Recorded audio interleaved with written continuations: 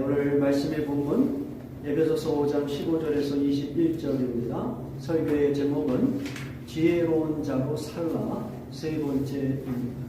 바울은 세상이 악하기 때문에 주님의 재림을 의식하며 세월을 아끼라 지혜 있는 자 같이 살라고 도전하고 있습니다. 그렇다면 지혜 있는 자 같이 산다는 것, 그것은 구체적으로 무엇을 말하는가에 대하여 우리가 같이 배우고 적용하고 있습니다. 그 첫 번째는 주님의 뜻을 이해하도록 노력하는 것입니다. 다른 말로 하면 여러분의 그 영적 분별력을 개발하고, 그래서 하나님께서 우리에게 요구하시는 좋은 열매가 무엇인가, 이런 것들을 여러분이 잘 이해하고 그런 열매를 위하여 시간과 에너지 이런 것들을 투자해야 될 것을 우리에게 도전하고 있습니다. 주님의 뜻은 분명합니다. 어떤 능력을 드러내는 목회도 아니고 업적도 아니고, 그래서 여러분이 성취한 것, 이런 것을 좋은 열매라고 평가하지 않으신다는 거예요. 예수님이 우리에게 말씀하셨던 좋은 열매는 무엇이냐면 하나님과의 교제를 통하여, 그러니까 우리가 예수님을 믿는다고 하는 것은 하나님과 또 우리 성도 간에 떼어내올 수 없는 상호 일체의 그 릴레이션십이 형성이 되어서 하나님과의 교제가 시작이 되고, 그 교제는 영원토록 그 교제가 깊어갈 거예요. 물론 업앤다운도 있겠지만은, 그러나 궁극적으로는 우리가 완성된 하나님의 나라까지 그렇게 이어지는 그러한 하나님과의 교제가 이어지는 것이고, 그 교제를 통하여 매우 자연스럽게 하나님의 성품이 성도의 삶 속에서 맺혀가는 거예요. 그 대표적인 하나님의 성품은 뭐냐면 사랑이에요, 사랑. 그래서 그 사랑으로 행하는 그 모든 일들은 그 개인적인 삶뿐만 아니라 그가 속해 있는 사회, 그 모든 곳에서 선을 만들어내죠. 그리고 또 무엇을 우리가 살펴봤습니까? 모든 정의로, 그리고 진리와 관련된 진실함, 이런 것들이 하나님의 성품으로 우리의 삶 속에 인격적인 모습으로 맺어 나가는 거예요. 그것을 예수님은 좋은 열매 맺는 것으로 봤고, 그것을 기뻐하신다고 우리에게 도전하고 있는 것이죠. 이런 면에서 세상 사람들이 생각하는 그 좋은 열매의 개념하고는 전혀 다른 거예요. 우리가 흔히 생각하는 좋은 열매는 뭡니까? 뭔가 막 발전하고 성장하고 눈으로 확인할 수 있는 커다란 일들이 일어나고 능력이 나타나고, 흔히 얘기하는 성공 아니겠어요? 성공. 근데 하나님은 그런 거 가지고 좋은 열매로 말씀하지 않아요. 저는 이 메시지가 매우 당연한 것이라고 생각을 해요. 왜? 하나님은 그런 것에 목마를 필요가 없어요. 하나님은 모든 것을 모든 것들의 주인이시잖아요. 모든 피조물의 주인이신데, 인간들이 만들어낸 무슨 업적이나 대단한 것들이 하나님 앞에 뭐가 이렇게 대단하겠어요? 그렇죠? 그러니까 하나님이 대단하고 또 가치 있게 보시는 것은 믿음으로 하나님과 관계를 맺고 그 속에서 여러분이 하나님의 성품을 배워나가는 거예요. 그런 하나님의 뜻을 이해하도록 노력해라. 그런데 사실은 저도 마찬가지고 이런 하나님의 뜻을 이해하는 것 같아도 실제적인 삶의 모습에서는 어때요? 전혀 하나님의 뜻을 이해하지 못하는 자와 같이 생활합니다. 그렇죠? 우리의 모든 관심이 다 어디에 가 있어요? 하나님과의 교제와 성품에 가 있지 않고 전부 다 이 세상 사람들이 쫓아가는 그 성공의 방식. 거기에 우리의 마음과 몸을 다 빼앗기고 있는 거예요. 그렇게 보면 하나님의 뜻을 정말 이해한다는 것이 무엇인가 다시 한번 우리에게 도전을 스스로에게 해야 된다고 생각합니다.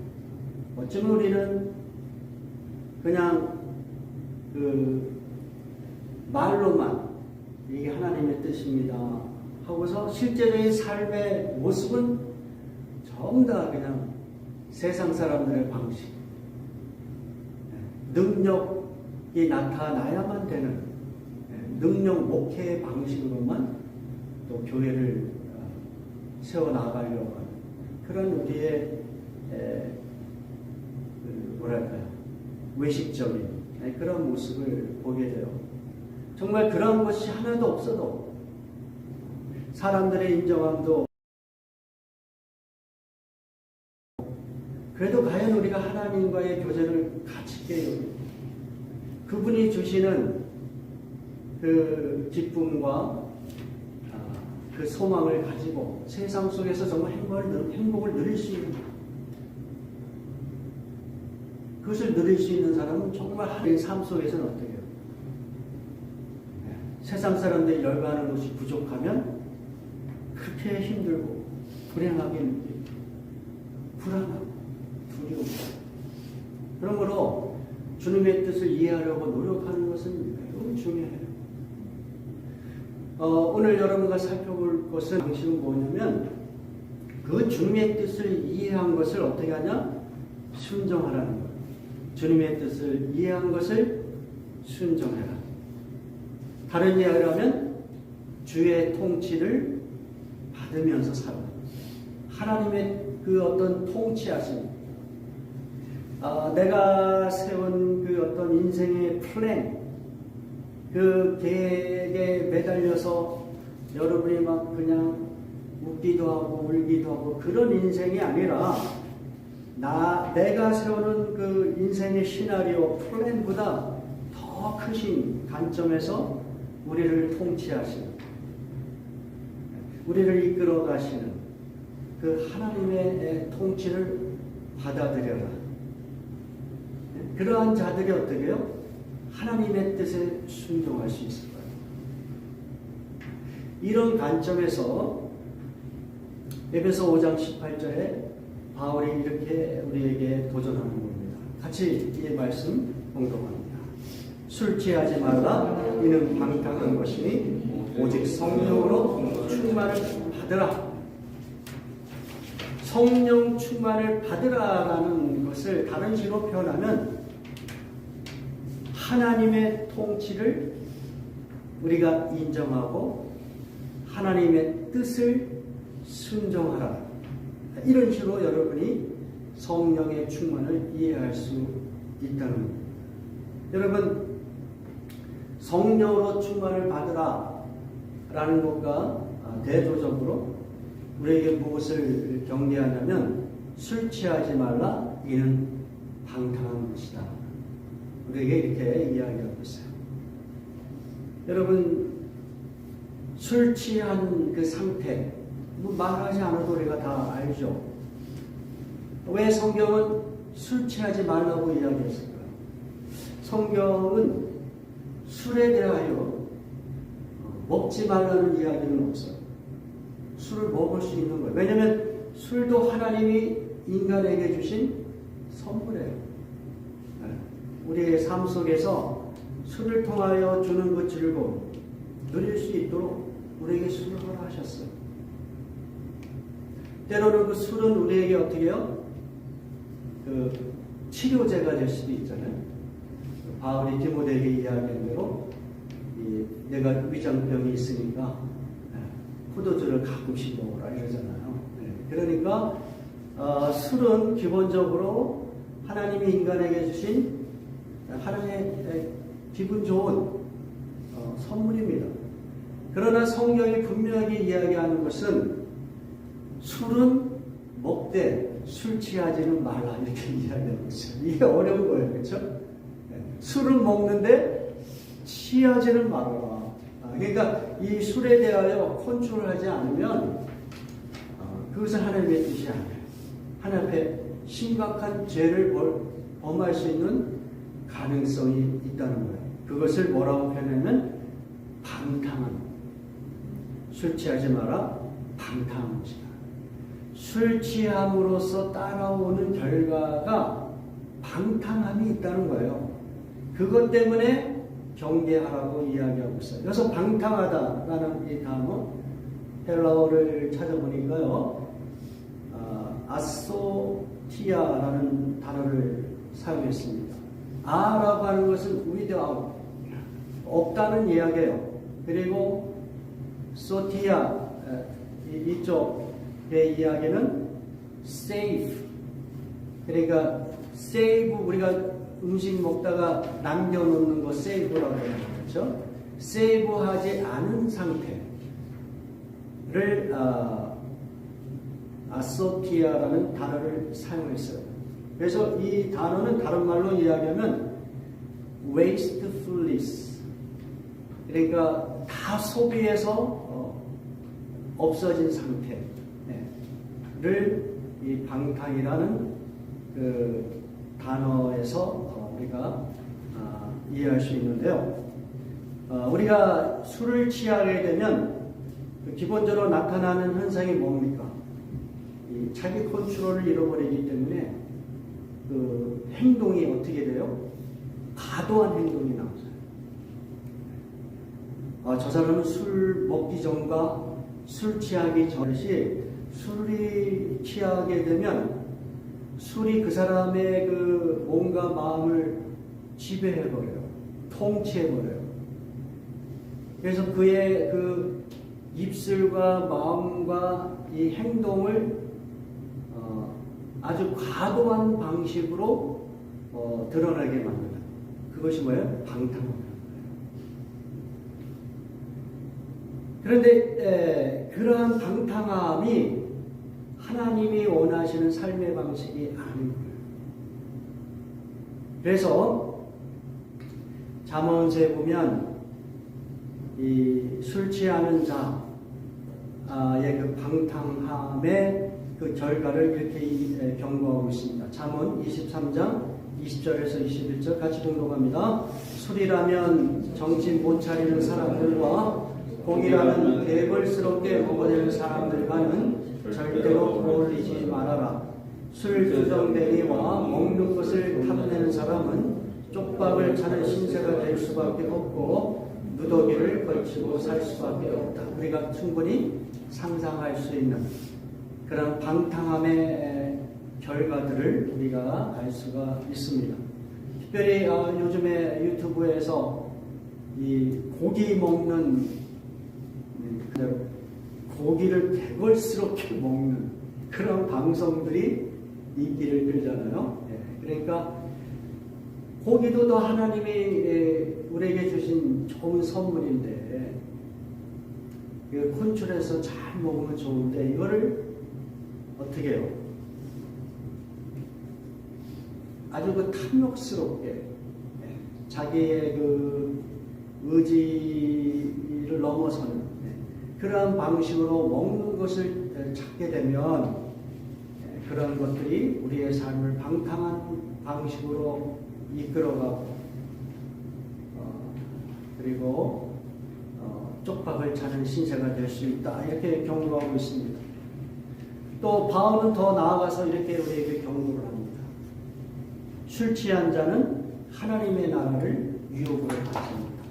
자, 고린도전서 6장 9절에서 10절 같이 공독합니다. 불의한 자가 하나님의 나라를 유혹으로 받지 못할 줄을 알지 못하느냐?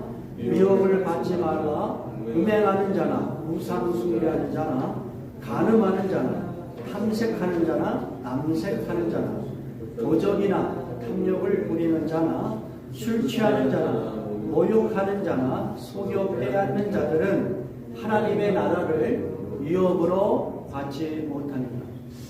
지금 바울이 열거한 이 많은 그 악행들이 있잖아요. 그 악행들 속에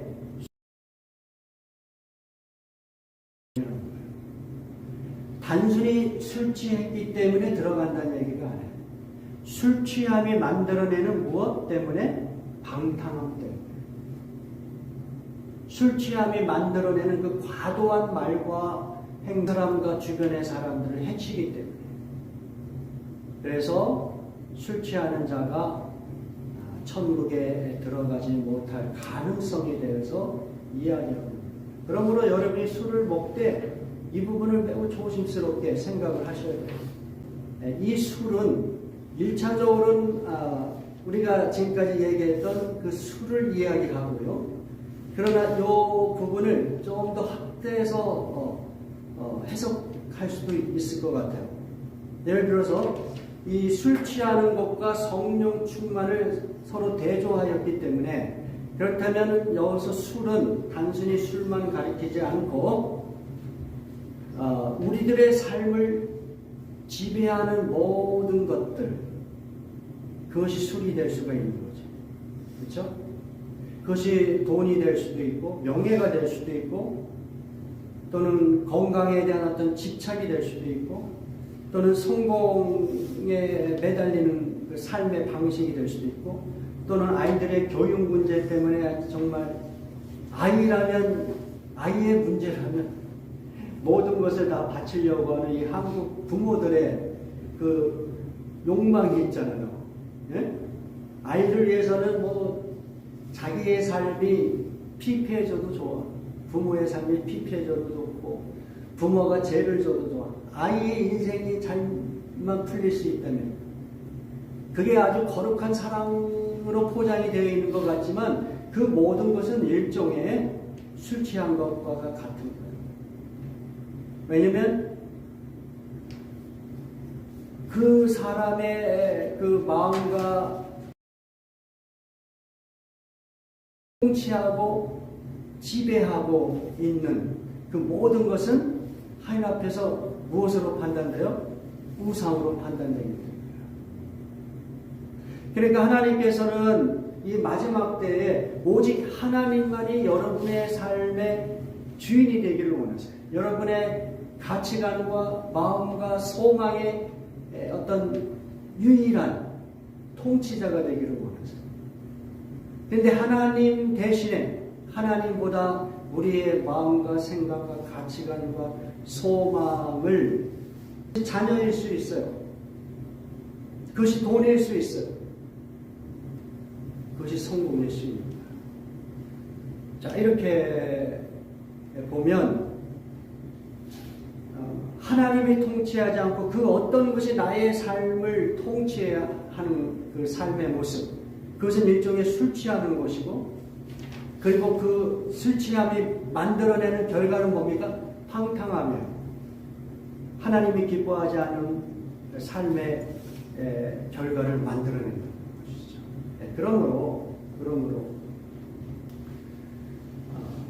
이 마지막 때에 정말 지혜롭게 산다는 것은 무엇이냐? 성도의 삶을 누가 통치하느냐, 누가 지배하느냐, 이것을 확인할 필요가 있습니다. 술이냐, 자녀냐, 돈이냐, 남편이냐, 아내냐, 누가 나의 삶을 통치하고 있느냐, 그것을 경계하는 것을 통치하도록 하여라. 이게 뭡니까? 성령 충만을 받으라. 성령 충만을 받으라. 여러분, 이 말씀은 무엇이 전제가 되어 있냐면, 이미 크리스찬들에게 누가 임하였다는 거예요? 성령이 임재하고 계신다는 것을 전제로 합니다. 성령의 통치를 받아라. 성령께서 여러분의 삶의 주도권을 지을 수 있도록 그분께 순종하여라. 이런 메시지는 이미 여러분의 뭐랄까요, 존재 방식에 성령께서 임재하셨다는 거예요. 그것이 전제가 됩니다. 여러분, 이 부분을 확실하게 믿고 또 이 부분을 이해할 수 있기를 주님의 이름으로 축원합니다. 왜냐하면 오늘 우리가 그 첫 번째 찬양에서도 우리가 그러한 어떤 소망을 담으면서 그 가사와 노래를 불렀잖아요. 성령 하나님 나를 만지소서 그러잖아요. 그러니까 성령 하나님이 나를 만져주시기를 원하는, 그러니까 성령 하나님의 임재하심을 물질적으로 감각적으로 느끼고 싶어하는 우리의 어떤 소망이 있어요. 그러니까 그런 가사와 그런 노래를 우리가 좋아합니다. 그러나 제가 이제 말씀을 지금까지 살펴보면서 내린 결론은 무엇이냐면, 성령 하나님께서 우리가 감각적으로 느낄 수 있도록 임재하는 그러한 이벤트가 있어요, 분명히. 그러나 오늘 본문에서 얘기하는 성령 충만함을 받으라 하는 것은 그런 차원이 아니에요. 그런 차원이 아니라 오늘 여러분에게 이미 임한 성령 하나님께 순종하여라. 그분의 통치를 일상 속에서 fully 인정하고 받아들여라. 그것이 지혜로운 삶의 양식이다. 이렇게 말씀하고 있는 것이에요. 그러면서 성령 하나님은 멀리 있는 것이 아니라 이미 여러분의 존재 방식에, 우리가 뭐 그림을 그릴 수도 없고 어떻게 보여줄 수는 없지만, 그러나 성령이 이미 여러분에게 임하셨어요.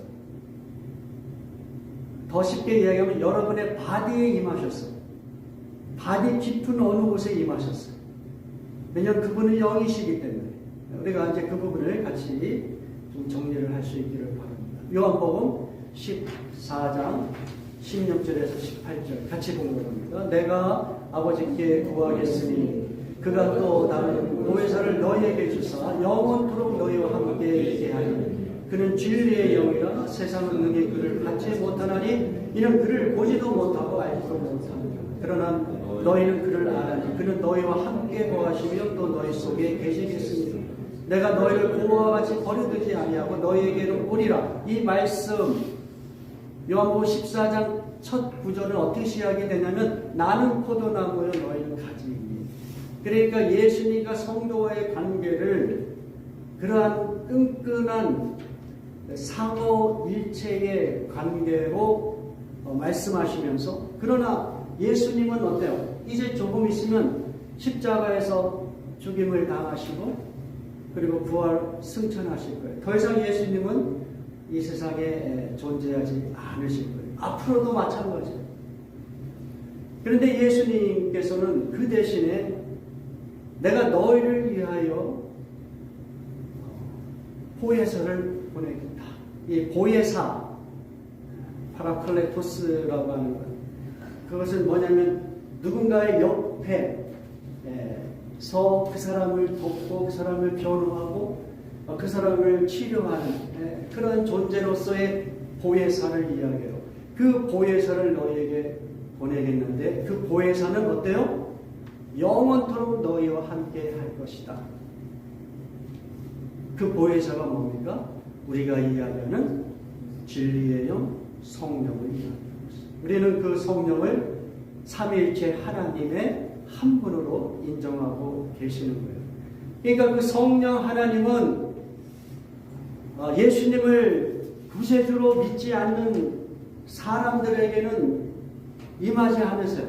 그래서 여기서 보면 세상은 능히 그를 받지 못한다.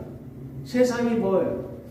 예수를 믿지 않는 사람들, 하나님을 인정하지 않는 사람들, 그 사람들은 능히 성령을 받지 못한, 그 시점에 성령이 임하시는 거예요. 예?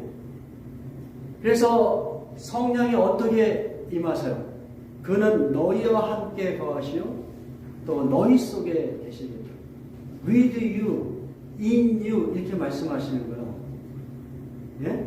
그러니까 이제 그분을 확인할 수는 없지만 그분은 어떻든 성도와 함께 성도 안에 이렇게 계시겠다고 이야기하고 있고, 그렇기 때문에 성도들은 결코 이 세상에서 고아와 같은 존재가 아니다. 하나님이 함께 동행하시고 하나님과 함께 교제하며 그분이 주시는 그 모든 은총을 누리면서 살아가는 아주 부채가 아주 그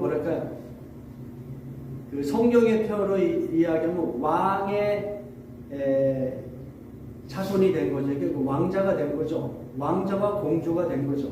하나님이 왕이시면 여러분은 다 그 하나님이 거하시는 그러한 존재가 됐기 때문에 여러분의 신분, 존재 자체가 전혀 뉴 크리에이처, 새로운 존재가 된 거예요. 이것을 여러분이 제대로만 인정하고 그것을 삶 속에 적용하면 이 세상의 삶이 그렇게 불안하지도 않고 그렇게 불행하지도 않은 거예요. 왜냐하면 예수님을 믿는 그 사람들에게 엄청난 일이 일어난 거예요. 그것은 뭐냐면 성령이 그 사람들에게 임하였기 때문에 그런 것입니다. 자, 그리고 바울은 그 성령이 임하였다는 것을 표현을 해줍니다. 에베소서 그 안에서 보수주의 대사 그 얻으신 것을 속량하시고 그의 영광을 찬송하게 하려 하심이라. 여러분 보세요. 그 안에서 예수 그리스도 안에서 너희도 진리의 말씀과 너희의 구원의 복음을 듣고 그 안에서 또한 믿어. 그가 누구예요? 예수 그리스도. 예수 그리스도를 여러분이 믿었잖아요. 네. 그 사람들은 어떤 존재냐? 약속의 성령으로 인치심을 받았으니. 여기서 약속이라는 말이 왜 나왔어요? 여러분이 아까 요한복음 14장에서 예수님이 무엇을 약속하셨어요? 성령을 약속하셨잖아요. 그러니까 예수님을 믿는 자에게는 이제 약속하신 그 성령이 임하였는데 그 성령의 임재하심은 어떤 방식이냐면 여러분을 하나님의 자녀로 그 씨를 한 것이다. 이렇게 표현하고 있는 거예요. 인치심을 받았다라고 하는 것은 법적인 서명으로서 도장을 찍는단 말이에요. 예? 그 도장을 찍는 것과 같이 내가 너를 예수 그리스도를 믿었기 때문에 성령을 보내셨고 성령이 여러분에게 임재하셨다는 것은 너희가 하나님의 소유된 자, 하나님의 자녀가 되었다는 그 하나님의 법적인 그 실, 도장을 찍은 것과 같다 이렇게 표현하고 있는 거예요. 그것을 또 이런 식으로 표현합니다. 14절에서 이는 우리의 기업의 보증이 됐어. 이는이라는 얘기는 성령이 우리에게 임하시고 성령을 통하여 우리를 하나님의 자녀로 이렇게 도장을 찍은 것, 그것은 우리의 기업의 보증이 된 것이다 이렇게 이야기하고 있어요. 무슨 이야기입니까? 그래서 보증이 된다는 것은 성령을 하나님의 그 나라에 들어갈 수 있는 그 확실함을 우리에게 주기 위하여 먼저 어떻게 해요? 보증금을 치른 것과 같다 이렇게 표현하고 있는 거예요. 보증금. 그래서 보증이 된 기업의 우리의 기업의 보증이 돼서 이랬잖아요. 우리의 기업이 뭐겠어요? 하나님의 나라, 천국을 이야기하는 거예요. 그 나라에 들어갈 수 있도록 보증금을 먼저 치르신 거예요. 그게 뭐예요? 성령의 임하심이에요. 그래서 보증이 된다라고 하는 것은 언어적으로 그 보증금이라는 단어를 사용했어요. 언어적으로 아라본이라는 단어를 사용했습니다. 영어식으로는 어네스트예요. 계약금이에요. 계약금을 치른다는 얘기는 내가 반드시 이것을 사겠습니다. 다른 사람한테 팔지 마십시오. 그래서 먼저 보증하기 위하여 계약금을 치르잖아요. 그리고 그 집을 사는 날에 잔금을 치르잖아요. 마찬가지예요. 하나님의 나라를 우리 크리스찬들에게 확실하게 보증해 주기 위하여 하나님께서 어떻게 해요? 보증금을 치렀어요. 그 보증금의 역할이 뭐예요? 성령이 임하신 거예요. 성령은 우리가 천국에 들어갈 수 있는 일종의 보증금으로 우리에게 임하신 거예요. 예? 그러니까 이 성령이 임하셨다는 것은 엄청난 사건이에요. 여러분을 하나님의 자녀로 도장을 확 찍고 천국을 보장해 주겠다고 계약금을 낸 것과 같은 그런 사건이 성령의 임재하심이에요. 자, 그래서 바울은 성도들이 우리 안에 임한 이 성령을 의식하며 살라고 도전합니다. 이 말씀 같이 봉독합니다. 고린도전서 6장 18절에서 20절. 음행을 피하라. 사람이 범하는 죄마다 몸 밖에 있거니와 음행하는 자는 자기 몸의 죄를 범하느니라. 너희 몸은 너희가 하나님께로부터 받은 바 너희 가운데 계신 성령의 전인지를 알지 못하느냐. 성령이 임하셨다. 성령은 하나님이시기 때문에 하나님이 임한 곳은 다 무엇이 돼요? 하나님의 성전이 되는 것이죠. 그러니까 너희들은 다 하나님의 성전이 되었다.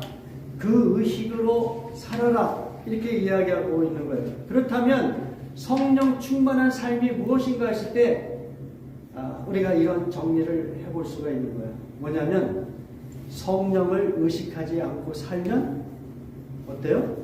성령 충만한 것이 아니라는 거예요. 성령은 임했지만 성령을 여러분이 일상 속에서 의식하고 그분의 그 통치를 받아들이고 그분의 뜻에 순종하려고 하는 상태, 그게 뭐예요? 그게 성령의 충만의 모습이죠. 그렇죠? 이렇게 여러분이 정리를 할 수 있어요. 자, 데살로니가전서 5장 19절에서 20절을 같이 공독합니다. 성령의 불을 끄지 마십시오. 예언을 멸시하지 마십시오. 성령의 불을 끄지 말라고 우리에게 도전합니다. 그 이야기는 이미 우리에게 성령의 불이 있다는 거예요. 그게 뭐예요? 성령의 임재하심을. 성령의 그 불을 끄지 마시오라는 얘기는 우리에게 성령이 임한 것이고, 그리고 주님의 뜻대로 살려고 하는 그런 상태가 성령의 충만한 상태인데, 우리의 일상 속에서 하나님을 의식하지도 않고 하나님의 뜻에 대하여 관심을 두지도 않고 자기 마음대로만 살려고 하는 상태, 그건 뭡니까? 성령의 불을 끄는 모습이죠. 그것을 다른 시로 표현한 것이 뭐냐면 예언을 멸시하지 마십시오라는 겁니다. 지금 바울이 이 글을 쓸 당시만 해도 신약 성경이 완성이 안 되어 있기 때문에 하나님은 선지자들을 통하여 주의 종들을 통하여 말씀을 대언하게 하셨어요. 그것을 예언이라고 해요. 그러나 이제 이미 신약 성경이 완성이 됐잖아요. 그래서 이 신약 성경은 그 예언을 기록한, 하나님의 말씀을 기록한 그러한 책이라고 할 수 있고요. 그리고 이 신약과 구약, 이 성경의 모든 말씀은 성령의 감동으로 기록된 말씀이라고 했어요. 그러니까 하나님의 계시의 말씀을 한다면 하나님의 말씀을 여러분이 신뢰하고 그것을 따르도록 노력하십시오. 이런 말씀이에요. 자, 이런 말씀들을 우리가 종합해 보면 성령 충만이 무엇인지가 우리가 어떤 그림을 그릴 수가 있는 거예요. 성령 충만은 어떤 병을 고치고 능력을 행하고 예언과 방언을 하는 것이 성령 충만이 아니에요. 그것은 성령의 능력의 어떤 표식이고 성령의 은사의 표현일 거예요. 성령 충만이라는 얘기는 우리가 하나님을 의식하고 하나님의 말씀에 귀를 기울이고 주님의 뜻 앞에 우리가 순종하는 상태, 그것이 성령 충만의 모습이에요. 그러한 성령의 충만한 모습을 구체적으로 이제 설명하는 것이 이제 그 다음 절에 설명이 되어 있어요. 그것이 19절, 20절, 21절인데 그 부분을 우리가 다음 주에 계속해서 살펴보기로 하겠습니다. 이제 말씀을 마무리합니다. 로마서 8장 1절에서 2절 같이 공독합니다. 그러므로 그리스도 예수 안에 있는 사람들은 정죄를 받지 않습니다. 그것은 그리스도 예수 안에서 생명을 누리게 하는 성령의 법이 여러분 각자를 죄와 죽음, 여러분의 그 삶이 누구의 지배를 받냐면 성령의 지배를 받는 거예요. 성령의 통치를 받는 거예요. 근데 그 성령은 어떤 성령이냐면 생명을 주시는 역할을 하는 거예요. 살리시는 역할을 해요. 반대로 죄와 죽음의 법에서 우리를 해방시키시는 역할을 하는 거예요. 여러분이 여러분의 일상 속에서 여러분의 삶의 모든 영역 속에서 누가 여러분을 통치하고 있는가를 한번 잘 자기 자신을 살펴보세요. 내가 예수를 믿고 있지만 성령이 이미 계신다고 하는데도 나는 내 삶 속에서 성령이 계신다는 것조차 의식하지도 않고 그저 세상 사람들이 원하는 그 삶의 방식에만 가고 내 삶을 그렇게 추구해 나간다면 그 사람을 그러나 그 세상의 모든 끝은 무엇입니까? 죽음입니다. 죄입니다. 죄와 죽음의 법에서 헤어나지 못해. 그러나 여러분이 예수를 믿고 있습니까? 그렇다면 여러분 안에 이미 임하신 성령이 여러분에게, 여러분과 함께, 여러분 안에 계신다는 것을 믿을 수 있기를 주님의 이름으로 축원합니다. 여러분 with you and in you. 그분은 여러분 안에서 여러분과 함께 임재하시고 우리의 삶을 통치하세요. 그분 앞에 더 쉽게 하나님 우리를 통치하시고 우리가 배운 하나님의 말씀이 우리의 삶을 통치하게 맡기면 그 결과가 뭡니까? 생명을 누리게 만드시는 거예요. 영생은 물론 이러니까 생명의 역사가 일어나는 겁니다. 여러분이 이 땅에서 마른 뼈 같고 죽음과 같은 그러한 두려움과 근심과 걱정 속에 사로잡혀 있다면 여러분의 삶의 주도권을 성령께 맡기지 않는다. 하나님께 맡기지 않는다. 그 삶의 주도권을 내가 나의 계획과 시나리오대로 그렇게 하려고 하니까 그러나 그 모든 결과는 결국 죄와 죽음의 법에서 그냥 종살이하면서 사는 거예요. 어둠입니다. 그러나 성령의 통치, 하나님의 통치를 인정하는 그 순간에 그것이 곧 성령의 충만이고 그 상태는 뭐냐? 여러분의 삶을 풍성하게 만드는 거예요. 여러분의 영혼을 살리시는 거예요. 마른 뼈 같고 힘이 없고 연약한 정말 삶의 어떤 동기를 잃어버린 것 같은 그런 모습 속에 성령이 여러분의 어떻게 해요? 새 힘을 주세요. 그분은 여러분의 삶 속에 새로운 길을 만드세요. 여러분에게 소망을 주시고 이 땅에서 살만한 기쁨을 주세요. 그러한 성령께, 그러한 하나님께 여러분의 주도권을 그분께 드리실 수 있기를 주님의 이름으로 축원합니다.